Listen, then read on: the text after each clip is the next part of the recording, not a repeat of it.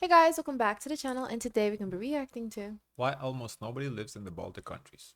Europe is very densely populated with over 700 That million sounds people, but sad. tucked into the far northeastern corner No, of why the is that? continent That's are great. three countries: Estonia, Latvia, and Lithuania, perhaps better known as the Baltics. And this region has a minuscule combined population of just over 6 million. This is about 1/3 the population of the single and tiny country of the Netherlands. So why don't more people live in the Baltics? Our answer begins with a very unique set of geographic circumstances.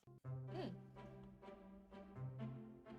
When you think of the Baltic countries, Estonia, Latvia, and Lithuania, you're likely picturing a very specific corner of Northern Europe, defined by the sea that gives them their name. But more than that, you're actively thinking about a unique cultural region within Europe, one that is more geographically isolated than perhaps any other part of the continent. You see, this region is part of the vast East European plain, a landscape shaped not by dramatic mountains such as the Alps or Pyrenees, but by the slow, grinding power of ancient ice sheets. As the glaciers retreated thousands of years ago, they left behind a terrain that is overwhelmingly flat, dotted with countless lakes, crisscrossed by rivers, and cloaked in dense forests. All three countries are part of this specific geographic feature, along with Ukraine, Belarus, nearly all of Western Russia, and just a small portion of northwest Poland. And because of this, the entire region shares a common climate, which is largely temperate, caught between both maritime and continental influences. The Baltic Okay. Sea acts as a massive temperature regulator, making winters milder than you might expect, though all three countries get a fair amount of snow. This isn't to say that all three countries are exactly the same though. In fact, each has unique characteristics. Estonia, the northernmost of the three, is perhaps best defined by its relationship with the water. Its coastline is long and deeply indented, but its most distinct feature is the West Estonian archipelago. This collection of over 900 islands lies just off the mainland, Wow, with Sarama 900, I and didn't know that. Hiiumaa being the largest. This archipelago is a world unto itself, with a unique culture, sparse population, and landscapes of juniper fields and coastal meadows. And of course, Estonia's geography is also marked by Lake Peipus, the fifth largest lake in Europe, which forms a massive natural border with Russia. Its highest point, Suurmunamägi, rises just 318 meters above sea level, making it one of the lowest elevation countries in Europe, lower than even the Netherlands. Heading south into Latvia, the landscape remains fairly low, but the focus shifts to its rivers and the prominent Gulf of Riga, a large, sheltered bay of the Baltic Sea that carves deeply into the country's coastline. If Estonia is a land of islands, Latvia is a land of drainage basins, with the Daugava River being the most significant, flowing from its source in Russia through Belarus and bisecting the country before emptying into the Gulf at the capital city of Riga. Entirely within its Wow. So borders it's lies like one of its most it's a country is almost split in half. By the river? Yeah. I mean, yeah, sure. But it's just a Hmm. river though, you can cross it. Hmm. cherished national treasures, Gauja National Park. Often called the Switzerland of Latvia for its slightly more rugged terrain, the park protects the stunning Just valley cross of the the Gauja river? River, featuring reddish I cannot see how you cross this river. What do you mean? Like with a bridge? What is the issue? I haven't seen the bridge yet. Where's the bridge? Devonian sandstone cliffs, caves, and dense forests. Finally, in Uh-uh. Lithuania, the southernmost country of the Baltics, Oh. the forests become even more prominent, covering nearly a third of the country.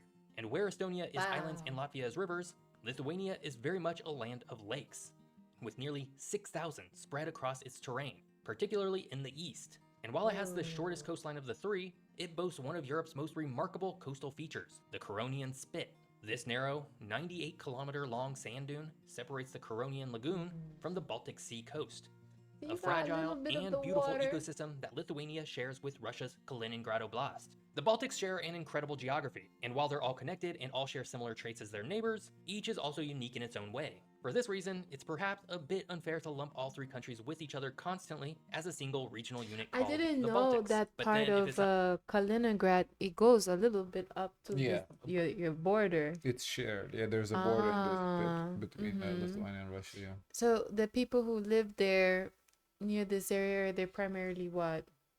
Do a lot of Lithuanians live there? Some do. For Lithuanians, it's more like a summer vacation spot though. But you Ah, know, there are locals there too as mm-hmm. well. not necessarily geography that binds them together, their shared history certainly does. Just as Estonia, Latvia, and Lithuania forged their own unique paths, many of you are likely forging your own as entrepreneurs and creators. Not taking so and so your in fact, these three countries have been raided, warred with, and conquered countless times throughout history, spanning from the Middle Ages all the way into the modern era. But make no mistake, while these three are often grouped together, their paths to the present have been distinct and different. Yet repeatedly, they've also been forced together by the ambitions of larger powers, But let's go all the way back to the ancient peoples who lived in the Baltics. The ancient history of each country, or the precursors of them, began on separate tracks. In fact, the ancestors of modern Latvians and Lithuanians were Baltic tribes, while Estonians actually descended from Finno-Ugric peoples, something that becomes much more obvious if you can tell the difference between the Latvian and Lithuanian languages and the Estonian language. Regardless, for centuries, these groups lived a largely pagan existence on the forested shores of the Baltic Sea, and they were mostly left alone by the rising kingdoms and empires of medieval Europe. This changed dramatically, however, beginning in the 1200s. German crusaders, You the know, Teutonic it's Knights always and Livonians, interesting to see this perspective of Lithuania, What do you mean? like in this, like go back. dramatically, however, See, yeah, you see, because it's like turn. Because every time when I think of it, I always see it in the shape Oh. like this, like it looked like Africa to me. Okay. That's why I always look for when you ask me where's Lithuania on the map, I'm looking for little Alright, Africa. Yeah. But it's always when you see the map in its entirety, it's like turned this way. But when you guys promote the flag, But the no, country no. shape, This is it's shifted a little bit. Yeah. This, 'cause Yeah, this is supposed yeah. to like how it's round. Yeah, Earth is yeah, round, right? This yeah. is not on a flat map. beginning in the 1200s, That's why sometimes it German take me some crusaders, time. the Teutonic Knights and Livonian Order, conquered the lands of present-day Latvia and Estonia, imposing Christianity and establishing a German-speaking aristocracy that would dominate the region for centuries. This is where things get a little weird though, because the Teutonic Knights and Livonian Order weren't really countries in the traditional sense. It was more of a religious institution and military force helmed by a Grand Master rather than a king. It all gets a bit wonky from here, so we'll just move on. But just know that it's Oh. different. But that was just Estonia and Latvia. Lithuania's story diverged significantly. Instead of succumbing to the Crusaders, it resisted and forged the powerful Grand Duchy of Lithuania, which grew to become the largest state in Europe at the time, Wow. stretching from the Baltic Sea to the Black Sea. Through its union with Poland in 1569, it Wow. formed the Polish-Lithuanian Commonwealth, a major player in European politics for over 200 years. This divergence in histories eventually ended though. The rising power of the Russian Empire and Which the is Kingdom of Sweden interesting led that to the places that were once in the duchy don't have like Lithuanian influences. Like, That was a long time ago. centuries of conflict fought across but Baltic 200 lands. By years, the late that's a lot of 1700s, history to through a put series like of wars and the partition. people I were think. able to have generations of family there. You know, Yeah. there's not like a little bit of influence of Lithuania. I think Lithuanians maybe they came back to actual Lithuania. However, I do think there is influence of those countries in Lithuania in cuisines. For example, like we do share like Yes. similar foods with Poland. We share some foods with Ukraine. Yes, you it's know. like you take it back. Yeah. So there's definitely influences from those countries that were part of the duchy. But I mean, maybe there is small Lithuanians community, but that was like 500-600 years ago.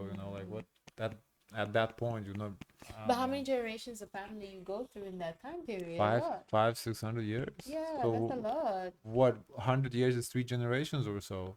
So 15 generations. Like they're no longer Lithuanian. The Russian Empire had absorbed all 3 territories. For more than a century, they were provinces of a vast empire that sought to impose its language and culture, a policy known as Russification. Yet this period of shared domination also planted the seeds of a shared future. During the 1800s, all 3 countries began a national awakening, as intellectuals and artists rediscovered their native languages, folklore, and history, forging distinct national identities in defiance of imperial rule. This was a very important period of time for the Baltics because it would directly lead to the countries we see today. But that would take one other big event to occur. The collapse of the Russian Empire during World War I provided a window of opportunity. In 1918, Estonia, Latvia, and Lithuania declared their independence, enjoying 2 decades of sovereignty. Unfortunately, this freedom was tragically short-lived. The 1939 Molotov-Ribbentrop really Pact short, between that's Nazi Germany and the Soviet crazy. Union secretly condemned them to Soviet occupation. What followed was one of the darkest periods in European history. First, a year of Soviet That's terror, awful. followed by 3 years of brutal Nazi occupation, and then nearly half a century of renewed Soviet rule after World War II. This shared trauma, mass deportations, the suppression It's of like culture, and the The fight people can live and to tell you which regime was better, under German regime or Russian regime. Oof. to keep their That's identity alive crazy. is where their modern bond was forged. And then, during the late 1980s, this collective spirit of resistance erupted in the Singing Revolution, a series of mass, nonviolent demonstrations. I mean, this little history lesson is cute, But like, But I so didn't say why why nobody. almost nobody lives in Lithuania? The only thing I Can, gather is can we get to the point? what I gather it was mostly Estonia, Latvia, and Lithuania. They have like similar, but they're not similar in the sense the Yeah, but vibes. like, why nobody lives there? Like, that's the question. Why nobody lives there? Yeah. Like, what's the answer? Its most iconic moment was the Baltic Way in 1989, when 2 million people formed a human chain stretching across lost all the three plot. countries, demanding freedom. Thankfully, they wouldn't have to endure much longer, as each regained their independence in 1990 and 1991 and decisively turned towards the West, joining both NATO and the European Union in 2004. It's now been over 3 decades since each country achieved its independence, and throughout it all, they've each modernized and become fairly stable and fairly wealthy. So why do they still have such small populations Yes, despite thank you. being Get to the relatively point. large countries? It's so great to be back in Northern Ireland. So what is the plan? So I was thinking that we should just start off with all the faves. Estonia, Latvia, and Lithuania are quite large. They're not the largest, of course, but they have much more space than Switzerland, the Netherlands, Denmark, or Belgium. Yet, a glance at their population reveals something weird. Combined, these 3 countries have a population of just over 6 million people. To put that in perspective, Finland, their neighbor to the north, has a population of nearly 5.6 million alone. So why, across a landmass larger than Greece, home to over 11 million, do so few people live in the Baltic countries? The answer is not a single event, but a tragic convergence of history and modern economics. You see, during World War II, the Baltic states weren't just taken over. They were an active and awful battleground, caught between the armies of Nazi Germany and the Soviet Union. And because of this, they suffered immense casualties, not only from combat, but also from the Holocaust, which annihilated the once thriving Jewish communities in each country. The war didn't just take lives, it shattered the demographic foundations of these countries. What followed the war created a second catastrophe. Upon reoccupying the region in 1944, the Soviet Union, under Joseph Stalin, initiated a campaign of terror to crush all resistance and Sovietize the population. This included the mass deportation of hundreds of thousands of Estonians, Latvians, and Lithuanians. On the low end, it's estimated that 124,000 men, women, and children were packed into cattle cars and shipped to Siberian gulags and remote settlements, or executed outright. And of course, many of these people perished during the journey to exile. This policy deliberately targeted the educated and civic elite, teachers, farmers, politicians, and artists, ripping the heart out of Baltic society and creating a demographic vacuum that would be felt for generations. Armed resistance against the Soviets, carried on by the Forrest Brothers partisans into the 1950s, further drained the population of young men. So while the West had a baby boom, the Baltics experienced a drastic population decline. Following the restoration of independence in 1991, a new challenge emerged. The transition from a centrally planned communist system to a market economy was difficult. While ultimately successful, the 1990s were a time of economic hardship and uncertainty. There simply wasn't enough capital and money interested in the region to spur an economic resurgence in the same way that East Germany had. And so, people continued to suffer and the population remained small. And then, when the Baltic states joined the European Union in 2004, the population began to change again, and not in a good way. You see, the opening of borders and labor markets across Europe created a massive wave of immigration. Hundreds of thousands What's of the people, plot? particularly the young and ambitious. Why no? Why almost nobody? So because it's not nobody. People left for job opportunities, yeah, when the EU opened. Left for the United Kingdom, Ireland, Germany, and the Nordic countries in search of higher wages and greater opportunities. This was not a flight from oppression, but an economic migration that significantly accelerated population decline. And we can actually track this phenomenon too. Between 1989 and 2024, Estonia lost nearly 200,000 people, going from nearly 1.6 million to 1.4 million people. Latvia went from 2.7 million to under 1.9 million, and Lithuania went from 3.7 million people to 2.9 million. All told, over the last 3 decades, the Baltics have lost 1.8 million people. That's a huge amount for countries that are already small. And to compound the issue, like much of the rest of Europe, the Baltic states have also experienced low birth rates for decades, often falling below the replacement level of 2.1 children per woman. This trend, combined with the continuous immigration of young people of childbearing age, has resulted in an aging population. Fewer births and a steady stream of people leaving have created a perfect storm of demographic decline. Now, all this said, the Baltics have begun to turn their fortunes around a bit. Estonia, for example, has been growing in population since 2011. Nothing earth-shattering, but significant. Lithuania has also been growing since 2020. Only Latvia has yet to record a population growth since 1989. But Given the trajectory of its siblings, it's probably due to begin one any year now. So unlike Finland in the north, which maintained its sovereignty after World War II, the Baltic countries endured half a century of population-crushing Soviet policy. This, combined with the modern economic reality of EU migration, is the primary reason why these three countries have such a small population today, despite being an otherwise very modern European country to Do live you in. think And so there's there a you have it. possibility to attract people to come back to Lithuania? And A these lot of people countries? are coming back, yeah, because there's more economic opportunities now in the country, so people are coming back. I mean, the way to attract people is to create economic opportunities, because that's why they left. So if you can do that, then people will come back. If you fail to do that, then they're gonna stay wherever they are. What we've been seeing, particularly in Lithuania, is like investors, they come in and they build condos, homes out. Yeah, I mean, In Vilnius small is towns, expanding, Kaunas is expanding, so the country is growing. It's just it, the population is still an issue. Like Issue, people not done birth enough because kids are expensive, but that's a worldwide crisis, Yeah. really. So. Yeah. Can I see the comments?